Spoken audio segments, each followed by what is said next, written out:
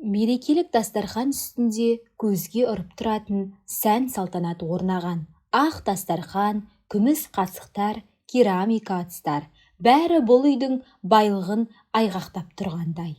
Ұзын үстелде қош иісті тағамдар, қуырылған қаз, уылдырық қосылған салаттар, дәмдеуішке малынып піскен балық. Бөлменің бұрышында жасанды шырша шамдарымен жарқырап тұр. Жаңа жыл өтіп кеткенімен енем оны алдыртпайтын. Біздің үйде мейрам ешқашан бітпейді деуді жақсы көретін. Мен дастархан шетінде үнсіз отырдым. Көзге түспеуге тырысып, күйеуім Асылбек анасымен қатар отыр. Әр әзілін қоштап, дауыстап күліп қояды. Көзінен қуаныш емес, өркөкіректік пен тәкаппарлық байқалатын. Өзін осы үйдің қожайыны сезінді, ал мен көлеңкеде едім. Сол сәтте енем Мақпал Досболқызы маған бұрылды.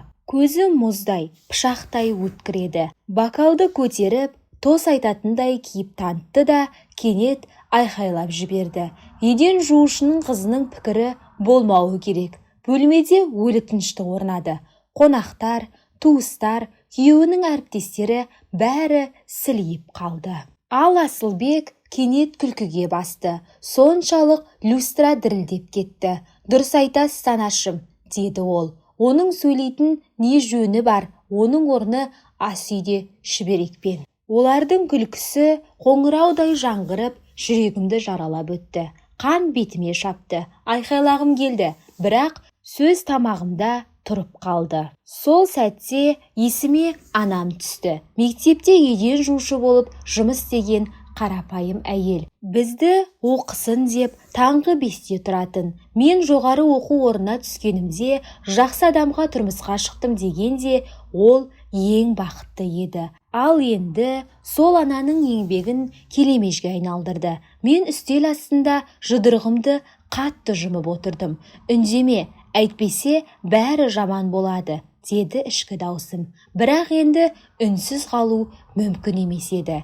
Мен көзімді көтеріп енеме тіке қарадым. Ол мені тағы да бас еді деп ойлаған, бірақ менің ішімде бір нәрсе сынып кетті. Я, менің анам еден жуушы, дедім дірілдеген, бірақ нық дауыспен. Бірақ оның жаны бұл үстелдегілердің көбінен таза. Бөлме тып-тыныш болып қалды. Тіпті Асылбек те күлкісін тоқтатты. Енем бозарып, бокалды қатты ұстап, сындырып жібере жаздады. Не деп тұрсың сен, деп ысылдады ол. Мен көзімді тайдырмадым. Сол сәтте түсіндім. Бұл кеш менің өмірімді өзгертеді. Мен орнымнан қозғала алмадым, бірақ денемнің әр бұлшық еті қаш деп айқайлап тұрғандай еді. Енем баяу орнынан тұрып, үстелді айнала маған қарай жақындады. Ол әрқашан әсер қалдыруды білетін, түк ұсталған дене, мінсіз таралған шаш, зермен безенген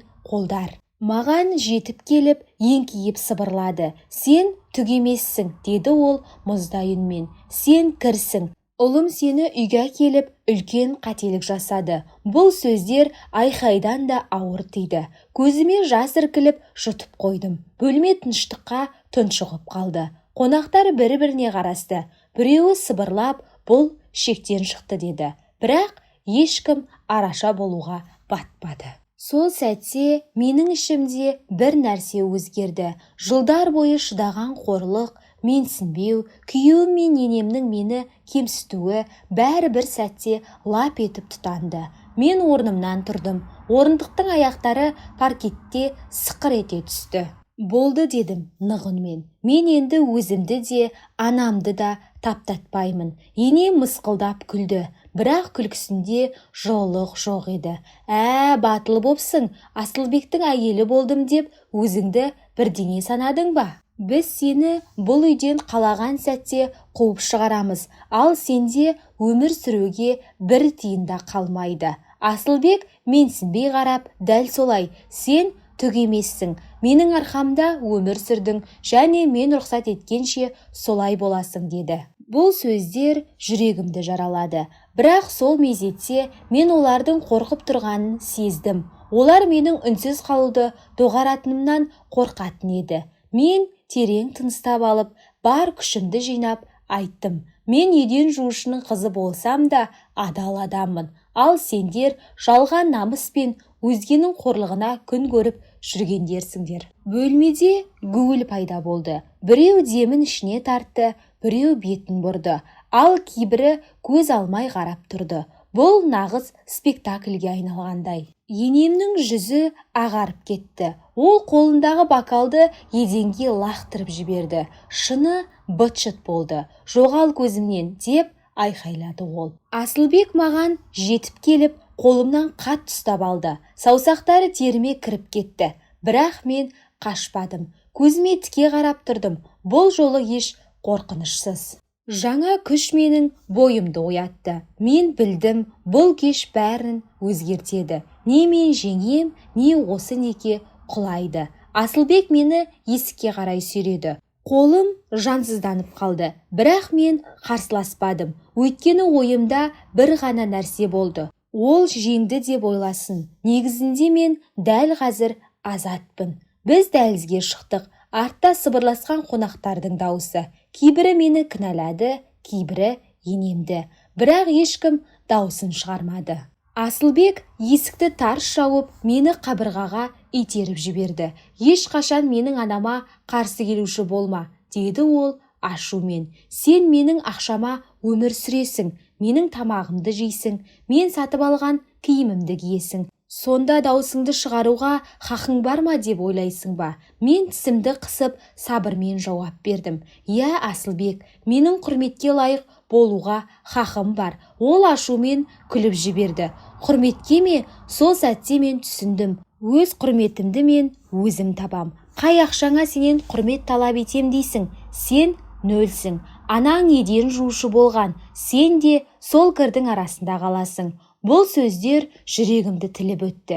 Бірақ сол сәтте бойымда бір жаңа сезім оянды. Реніш емес, жігер. Қателесесің, Асылбек, дедім мен сабырмен. Мен нөл емеспін. Бір күні сен өзіңнің не жоғалтқаныңды түсінесің. Мен оның жанынан өтіп, жатын бөлмеге кірдім. Есікті жауып, көз жасымды еркін ағыздым. Бірақ бұл әлсіздіктің емес, ескі өміріммен қоштасудың жасы еді. Түнде Асылбек ұйықтап жатқанда үстел тартпасынан ескі дәптерімді шығардым. Сол дәптерге мен көп жылдар бойы ойларымды, армандарымды, жоспарларымды жазатынмын. Бір кездері шағын тігін шеберханасын ашуды армандайтынмын. Көйлектің үлгілерін салғанды жақсы көретінмін. Бірақ енем мысқылдап күлетін. Сенің шүберектерің кімге керек дейтін. Ал Асылбек үйде отыр, мені ұятқа қалдырма деп тыйып тастайтын. Мен ұзақ отырып, дәптерге тамған жасқа қарадым да бір сәтте түсіндім. Әрекет ететін уақыт келді. Келесі күні анама бардым. Ол қаланың шет жағындағы кішкентай пәтерде тұратын. Мені көргенде жүзі жайнап кетті. Ол менің кеше қандай қорлық көргенімді білмейтін. Қызым, қалай тойладыңдар? Деді шай қойып жатып. Мен шыдай алмай анамның құшағына тығылып жылап жібердім. Анам шашымнан сипап, бәрі жақсы болады. Естіп тұрсың ба? Сен мықтысың, бәрін жеңесің деп қайталай берді. Сол сәтте мен түбегейлі шешім қабылдадым. Мен кетем, Асылбектен, енемнен жаңа өмір бастаймын. Бірақ олардың мені оңайлықпен жібермейтінін білдім. Сондықтан ол үйге қайтпауға бекіндім. Анам, қызым, ешқандай ақша сенің ар намысыңнан артық емес. Сен бақытқа лайықсың деді. Мен бас изедім, бірақ іштей күрес алда екенін сездім. Келесі күні ақ Асылбек келді. Есікті өз кілтімен ашты. Мен соны кезінде аңғалдықпен өзім берген едім. Жинал, деді ол суық үнмен. Үйге қайтасың. Мен дәлізде тұрдым, қолымда шай кесе. Жүрегім дүрсілдеп, бірақ орнымнан қозғалған жоқпын. Жоқ, Асылбек, мен енді қайтпаймын. Ол жалт бұрылды. Көзінде ашу мен менсінбеу оты жанды. Өзіңді тәуелсіз сезінгің келе ме? Менің ақшамсыз бір айда өмір сүре алмайсың. Сол сәтте анам ас үйден шығып, менің қасымда тұрды. Жас жігіт, деді ол байсалды дауыспен. Сіз менің қызыммен осылай сөйлеуге құқығыңыз жоқ. Асылбек мысқылдап күлді. Еден жуушы мені өмірге үйретпек пе? Жүрегім анам үшін шым ете түсті. Бірақ бойымда бұрын соңды болмаған бір күш пайда болды. Болды Асылбек, дедім мен. Сен мені де, анамды да қорладың. Бұдан бұлай сен менің көз жасымды да, бағынышымды да көрмейсің. Ол ашуға булығып, жақындап келіп, тістеніп айтты. Сен әлі өкінесің. Жоқ Асылбек, дедім мен нық қарап. Өкінетін сен боласың. Ал сенде түк те қалмайды, деді ол ызамен. Мен оның көзіне тіке қарап, бер дедім сабырмен. Бұл екі сөз оны орнынан тайдырды. Ол менен жылау, жалыну күтті, бірақ батыл келісімді емес. Асылбек үнсіз бұрылып, есікті тарс жауып кетті. Анам келіп, мені құшақтап сыбырлады. Мен сенімен мақтанам қызым. Келесі күндері мен іске кірістім. Ескі эскиздерімді шығарып, анам кезінде бөліп төлеп алған ескі тігін машинасын алдым. Алғашында көрші әйелдерге қарапайым көйлек, белдемше тігетінмін. Кейін тапсырыстар көбейді. Мен түндер бойы ұйықтамай жұмыс істедім. Бірақ бойымда жаңа өмір басталғанын сездім. Бір аптадан соң Асылбек қоңырау шалды. Дауысында мұздай суық үн бар еді. Сот бір айдан кейін дайындал. Мен телефонды қойып, еріксіз жымидым. Я, мені ажырасу күтіп тұр. Я, бұл оңай болмайды. Бірақ менің жанымда бір сенім бар еді. Бұл менің азаттық сәтім. Енем бұл туралы естіп, ашуға булығып, телефонмен айқайлады. Сен ешкім емессің, біз сені бәрінен айырамыз, тіпті баспанаңда болмайды. Мен тыныш үнмен жауап бердім. Менің баспанам бар, ол анамның үйі, және ол сендердің сарайларыңнан әлде қайда жылы. Телефонды ол тастады. Мен білдім, алда сынақ бар. Сот, ақша, байланыс, билік. Бірақ мен енді қорықпайтынмын. Бұл менің шындығымды айту уақыты.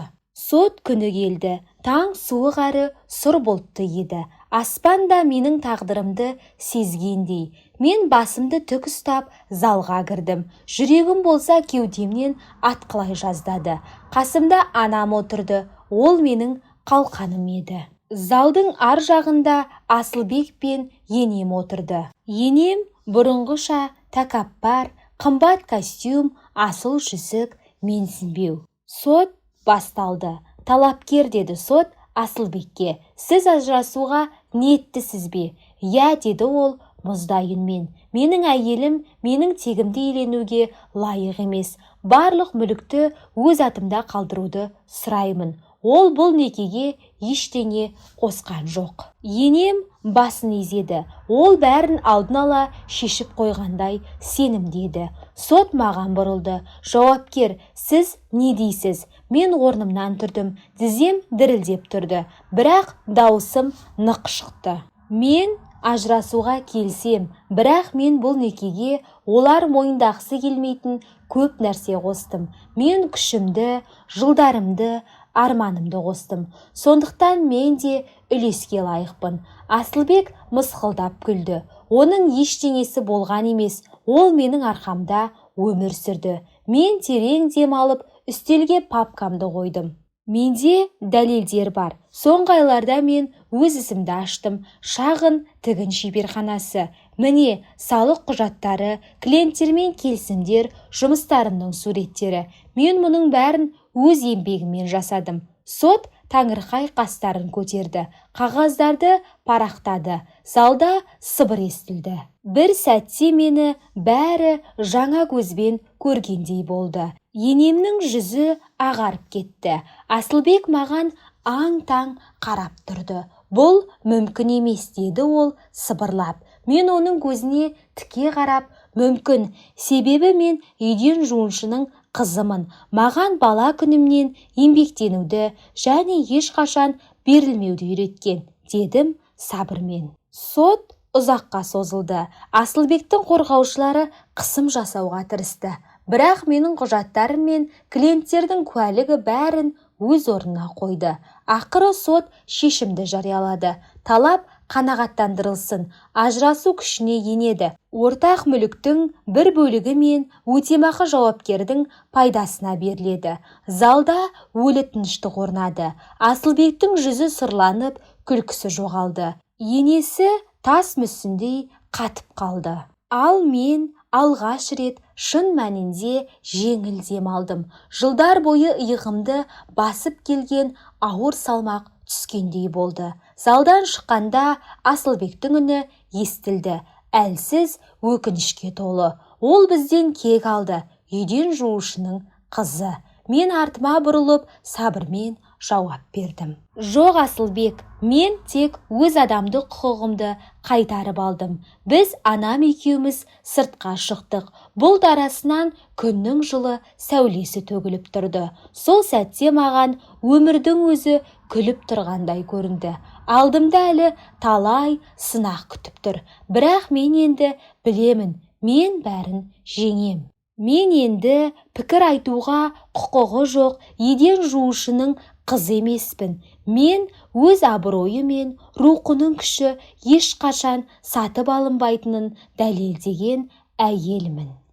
Құрметті оқырмандар, сіздерге бұл әңгіме ұнаса, пікір қалдырып, каналға тіркеліп, лайк басып отырыңыздар.